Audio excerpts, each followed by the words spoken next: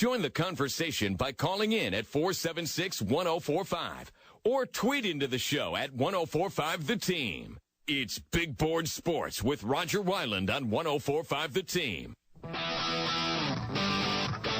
Giancarlo Stanton, how good was he last night? Wow. Welcome back. Rodger Wyland, Brady Farkas with you.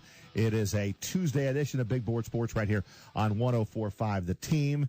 The only thing more impressive than watching, sitting in my News Channel 13 newsroom last night, pretty much all by myself. No, Ashley was there. Ashley Miller was with me for a little bit of it, but would have been being there live. So let's go live to San Diego. Kyle Glaser, Baseball America. He was there. Good morning, Kyle. Rodger Wyland in Albany. How are you today?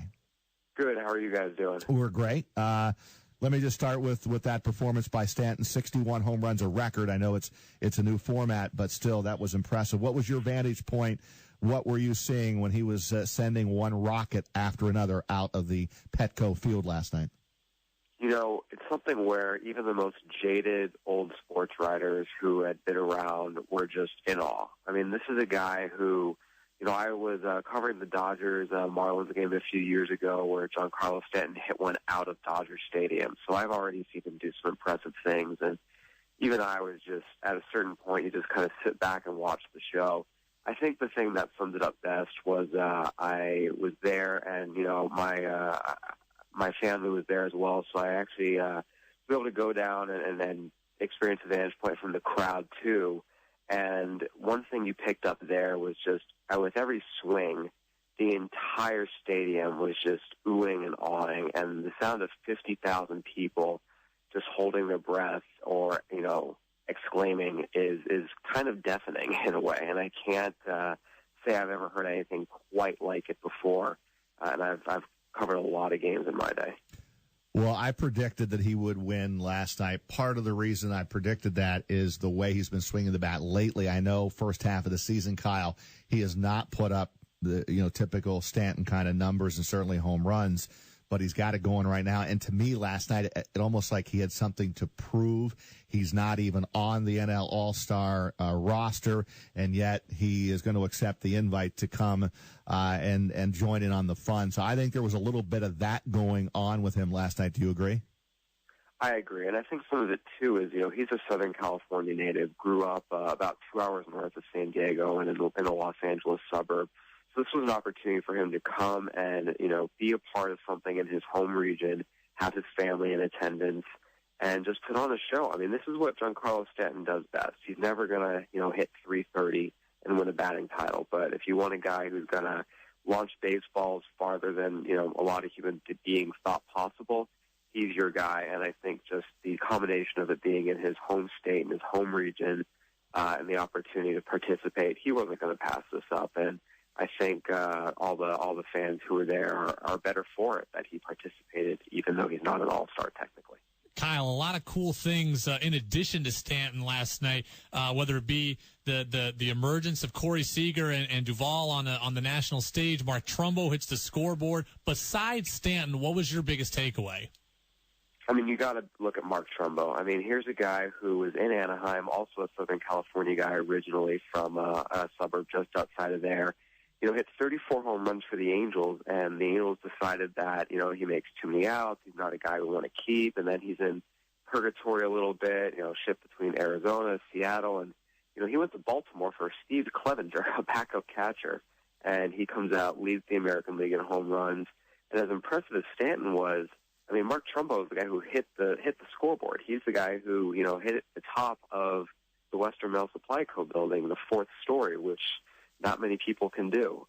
So he's a guy that, you know, it's almost kind of a shame that he had to meet Stanton in the semifinals. I think as good as Todd Frazier was, and the fact that Todd Frazier's the defending champ, Mark Trumbo's the other guy that, you know, he's not as high profile as maybe Stanton or some of the other sluggers in the game, but his power is every bit as legit as anyone in baseball. And I think a lot of folks who maybe don't get a chance to see him were able to see that last night and gain a new respect for him. I think those of us who had seen him knew what he could do, and he showed everyone. There was a great tweet out there from one of the players joking they didn't know that Trumbo was allowed to use a metal bat. I mean, that's the level he was hitting at last night. And Stanton overshadowed him, obviously, but Mark Trumbo definitely showed well. Kyle Glaser, Baseball America. We've got him live in San Diego. By the way, is it ever bad weather in San Diego? Is it just like sunny and beautiful all the time in San Diego? I grew up here, and I joke with some of my colleagues, every now and then, once every few years, we have this weird thing where water falls on us from the sky. I think it's called rain. Someone told me that's what it's called years ago. We're definitely spoiled out here weather-wise. Obviously, get a few weeks of rain here or there, but for the most part, 75 and sunny is mostly what we got pretty much year-round. Gets down to about 50s, the coldest it gets. Beautiful, beautiful. Hey, Kyle, what kind of game do you expect tonight? I know the American League has won the last 3. What's your thoughts on how this will be played out tonight? Well, it's obviously going to be heavy Cubs versus Red Sox. I think the National League has a very, very good shot to finally get on the board and win one here. I think, I look at, Major League Baseball right now, and if you ask me to rank what are, 5 or 6 top teams, I think all but one, I would say, are National League clubs. I think San Francisco, Chicago, and Washington are probably the 3 best teams in baseball right now, and those teams are well represented in the All-Star game. I think the National League probably top to bottom might have a little more talented squad, but again, it's an All-Star game. You never know, and these are the best of the best of the best. So I'll make an early prediction for the National League, but the American League, if they win, it wouldn't exactly be an upset. These are the All-Stars. These are the best of the best, and anyone's capable of doing something, game-changing at any moment. A lot of guys aren't playing, Kyle. Here in New York, we're upset. Noah Syndergaard, Yoenis Cespedes, they're not playing. Jake Arrieta's probably not going to play. Does that take away from the environment in San Diego or the anticipation at all? I think in the immediacy of it here in San Diego, it doesn't, just because it's a national event. You've got a bunch of the best guys here. You have all the events surrounding it, the convention, from Fan Fest to the Futures Game to the Derby to the game itself. I think everyone here is very, very excited for this opportunity. I haven't been to San Diego since 1992. I think from a broader baseball perspective, there's definitely some disappointment, and every year there's the same discussion about what do you do to ensure the best players play, and everyone's throwing around different proposals. So, again, I think to the average fan, it's fine, but I think for the baseball aficionados, it's an issue and something Major League Baseball might address. There's going to be a press conference here with the commissioner and the Major League Baseball Players Association director in about an hour and a half, and I'm sure that's a question that'll be raised with them, how they want to address situations like that. I'm glad we didn't have a pitcher, by the way, in the Derby. Part of me a couple weeks ago went, Madison Bumgarner, that would be kind of cool. Get a pitcher in there, taking some. But when you looked at that lineup last night and the guys there, and plus, you know what? If you're San Francisco, you're not. Last thing you want is to have your guy Bumgarner in the home run derby contest. Do you agree? Yeah, for me, the home run derby is about let's profile and highlight the greatest power hitters in the game. And as amazing as what Madison Bumgarner, can do is, he's not, one of the top 8 power hitters in the game. You look at who wasn't in the derby, Josh Donaldson, Bryce Harper, Edwin Encarnacion, Chris Bryant. Those are all guys you put in the derby ahead of a pitcher. And while, it'd be kind of interesting to see, what could Madison Bumgarner do. This conversation was had 10 years ago with Mike Hampton. This is not a new conversation. And again, my feeling is the home run derby is to highlight the best power hitters in baseball. And while Bumgarner is very talented, and there have always been some very talented hitting pitchers, Zach Greinke back to Mike Hampton a few years back, you get the top 8 power hitters in there and then go down the line on those who get out. I don't think anyone would say Madison Bumgarner has more power than Chris Bryant or Bryce Harper or Josh Donaldson, all of whom, I think would have been better to see in the home run derby as a replacement last night than Madison Bumgarner. Hey, Kyle, finally here. Jeff Hoffman is a Capital Region native, through a scoreless inning in the Futures game over the weekend. We think he's getting closer to getting called up to the Rockies, as with the AAA Albuquerque Isotopes. Your thoughts on Hoffman and what his pro ceiling might be down the road? He's a front of the rotation starter. Whether you want to say a 1 or a 2, I think he and John Gray are the top two pitchers of the Rockies' future. You know, Jeff Hoffman goes out there last night and paints 96 on the inside corner. He got a strike 3 of Manny Margot. I mean, that's the thing you want to see. Obviously, there's a lot of pitchers who have velocity. There's a lot of pitchers who, you know, can really light up a radar gun, but can they locate? Especially when you talk about a guy who's going to pitch half his game in Coors Field.